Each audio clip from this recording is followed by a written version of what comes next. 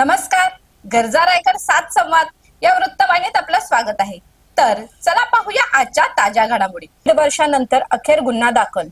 खुशबू नामदेव ठाकरे, वय वर्ष 9, राहणार तांबडी, तालुका पेण, हिचा वैद्यकीय हलगर्जीपणामुळे 22 जानेवारी 2025 ला मृत्यू झाला होता. त्या मृत्यूनंतर खुशबूचे वडील नामदेव ठाकरे व कुटुंबीय तसेच सामाजिक कार्यकर्ते संतोष ठाकूर, सामाजिक कार्यकर्ता नंदा म्हात्रे आदींनी खुशबूवर झालेल्या अन्यायाविरुद्ध लढा दिला होता.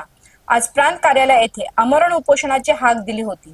त्यानुसार खुशबूचे कुटुंबीय व सामाजिक कार्यकर्ते प्रांत कार्यालयाजवळ जमा झाले होते. त्यावेळी प्रांत अधिकाऱ्यांनी गुन्हा दाखल झाल्याची कबुली दिली. 1.5 वर्षानंतर अखेर या लढ्याला यश आले असून ममता गजबे वैद्यकीय अधिकारी यांच्या विरुद्ध पेण पोलीस ठाण्यात गुन्हा दाखल झाला आहे. त्याबाबत पोलीस निरीक्षक संदीप भोसले आणि सामाजिक कार्यकर्त्या नंदा म्हात्रे यांनी गरजा रायगड 7 संवादशी संवाद साधला. दिनांक 22/1/25 रोजी आपले तांबडी येथील खुशबू ठाकरे तिचा आजाराने मृत्यू झाला होता.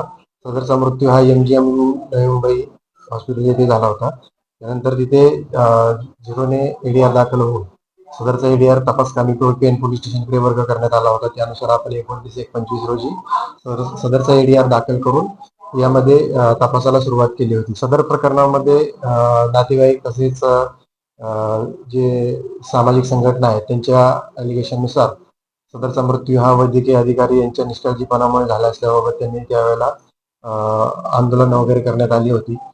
सदर प्रकरणामध्ये शासनाच्या GR नुसार जर असं कोणी वैद्यकीय अधिकाऱ्याचा निष्काळजीपणा जर त्यामध्ये अंतर्भूत असेल तर सदर GR नुसार पहिल्यांदा वैद्यकीय बोर्डाकडून मेडिकल बोर्डाकडून सदर प्रकरणाची चौकशी होऊन यामध्ये खरंच वैद्यकीय अधिकारी यांचा निष्काळजीपणा आहे किंवा नाही याबाबत सखोल चौकशी केली जाते.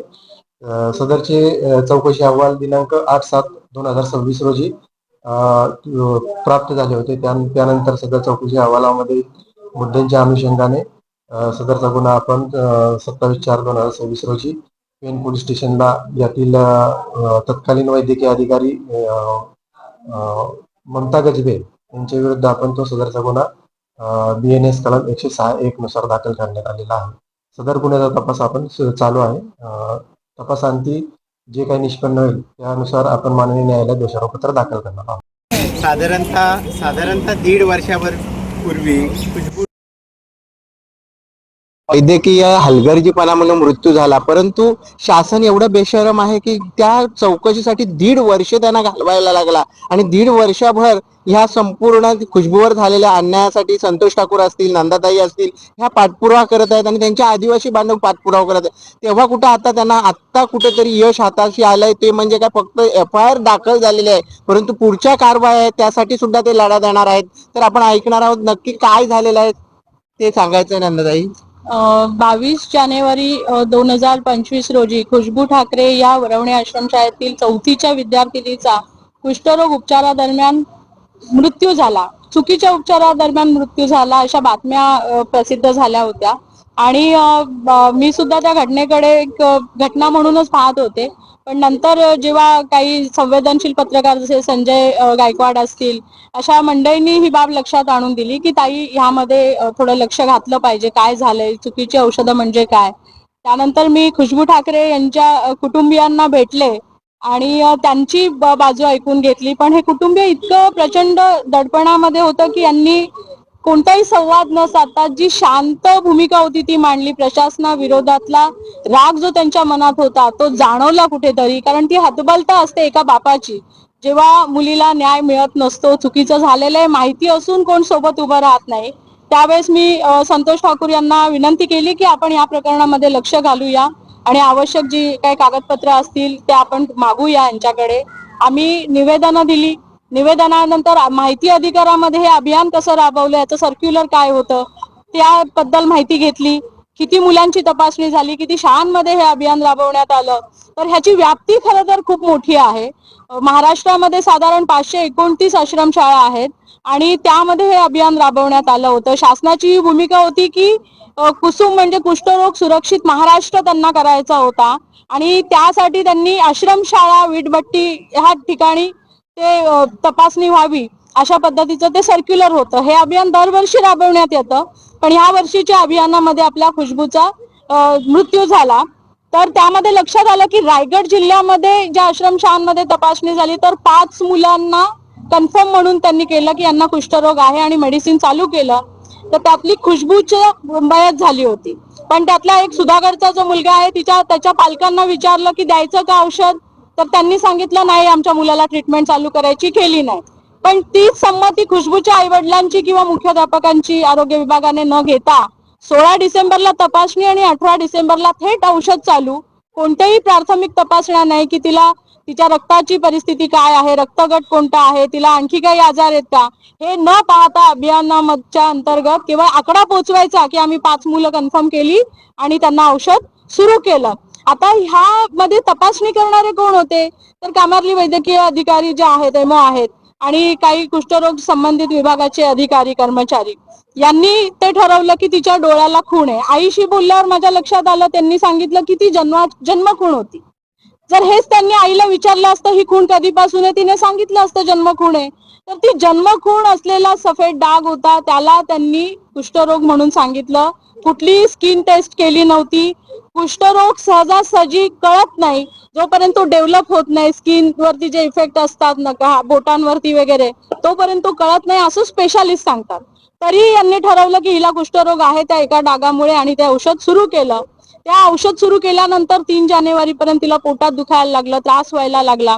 तिला 3 जानेवारीला तिथे आणलं कामारलीला, तिच्या रक्त तपासण्या केल्या आणि सांगितलं की 6 तारखेला येऊन रिपोर्ट घेऊन जा. हे रिपोर्ट घ्यायला नामदेव दादा गेले. तिथल्या जो कोणी अधिकारी असेल त्यांनी रिपोर्ट दिले, काहीही सांगितलं नाही की रिपोर्ट मध्ये काय आहे. आता हे रिपोर्ट बघून पुढचा वैद्यकीय सल्ला देण्याची जबाबदारी कोणाची होती? त्यांनी ते रिपोर्ट शाळेमध्ये जमा केले आणि ते रिपोर्ट मध्ये स्पष्टपणे असं होतं की तिचे किडनीचे आणि लिव्हरचे सेल डॅमेज होतात. तिला इतकं प्रमाण, म्हणजे कुठलंही रिॲक्शन आलं की आपल्याला माहितीये किडनीवर प्रेशर येतं, लिव्हरवर प्रेशर येतं, औषधाची रिॲक्शन होते तेव्हा, आणि त्या रिपोर्टमध्ये ते स्पष्ट होतं 3 तारखेपासून 16 तारखेपर्यंत तिच्यावर त्या संबंधित उपचारच झाले नाही. थेट ती गंभीर झाल्यानंतर तिला एमजीएम मध्ये हलवण्यात आलं. एमजीएम ला जाताना सुद्धा तिला अँब्युलन्स मिळाली नाही, त्यांनी प्रायव्हेट गाडीतनं नेलं आणि तिथे दाखल केलं. 21 तारखेला तिथल्या डॉक्टरांनी सांगितलं की मुलीची प्रकृती गंभीर आहे, तिला आपल्याला लिव्हर ट्रान्सप्लांट करायला लागेल, 20 ते 22 लाख रुपये खर्च आहे. त्यांनी सांगितलं आमच्याकडे इतका खर्च नाही आम्ही करू शकत. ते म्हणले आपण डायलिसिस पहिलं करूया. 22 तारखेला तिचं डायलिसिस झालं आणि डायलिसिस केल्यानंतर 11 वाजता तिच्या वडिलांना डॉक्टरांनी सांगितलं की खुशबूची प्रकृती गंभीर आहे, तिच्याकडे फक्त 15 मिनिटात तुम्ही भेटून घ्या. हा तो घटनाक्रम होता. हा कुठल्याही संवेदनशील माणसाने जर ते स्टेटमेंट वाचलं 4 फेब्रुवारीचं तर त्यालाही कळेल की ह्या प्रकरणात नक्की काय घडलंय.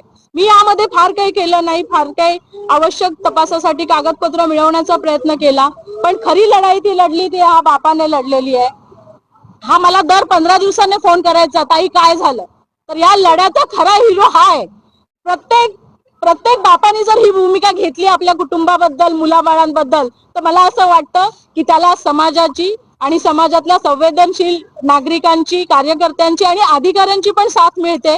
नामदेव दादांनी एक उदाहरण घालून दिलंय. तो फक्त मला एवढंच विचारायचा, ताई काय झालं. पडत्या पावसात असेल, भर उन्हात असेल, तो वाडीवरून आंदोलनामध्ये यायचा, एवढ्या मुलाबाळांना घेऊन यायचा. तर ह्या कुटुंबाचा तो संघर्ष आहे. आम्ही काहीही केलं नाही, आम्ही फक्त त्याच्यासोबत उभं राहिलो. तर हा लढा जो आहे हा नामदेव दादाचा होता आणि हा विजय सुद्धा त्याचाच आहे. ही लढाई आता खऱ्या अर्थाने संतोष दादा सुरू झाली आहे. मी या लढ्यामध्ये जे लोक ह्यामध्ये संवेदनशीलपणे सहभागी झाले, पत्रकार बंधूंनी हा विषय सातत्यपूर्ण लावून धरला, त्यामुळे हे टिकलं. काही अधिकारी प्रशासनात सुद्धा बसलेले आहेत, प्रांताधिकारी असतील ज्यांनी वेळोवेळी आमचं निवेदन योग्य ठिकाणी पाठवलं, पोलीस प्रशासन असेल ज्यांचा तपास पूर्ण झाला होता फेब्रुवारीमध्येच.